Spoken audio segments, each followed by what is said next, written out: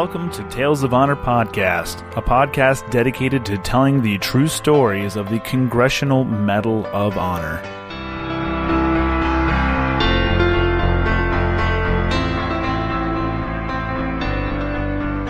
Hello, everyone, and welcome back to another episode of Tales of Honor Podcast. I'm your host, Christoph Ambrosch, and today's episode is episode 164. It is the first of the new year.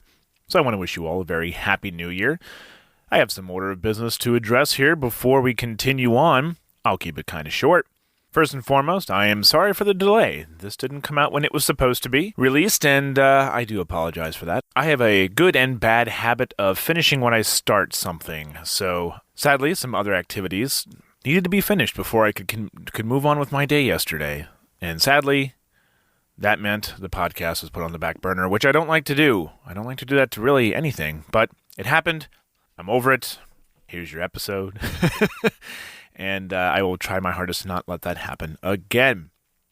Second and final order of business is moving forward for the year of 2019. I will not be doing sponsor reads.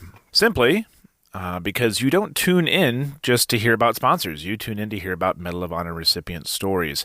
So I don't want to take away from the stories. So what I will do is in the show notes of each episode, we'll have information regarding to who's bringing you the episode, as well as you can go on to talesofhonorpodcast.com and view any more information there as well. And now, a tale of honor.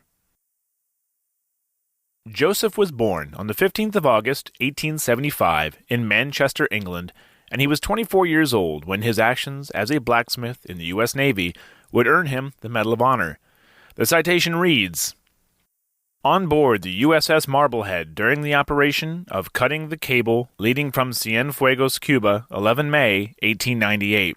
Facing the heavy fire of the enemy, Carter set an example of extraordinary bravery and coolness throughout this action."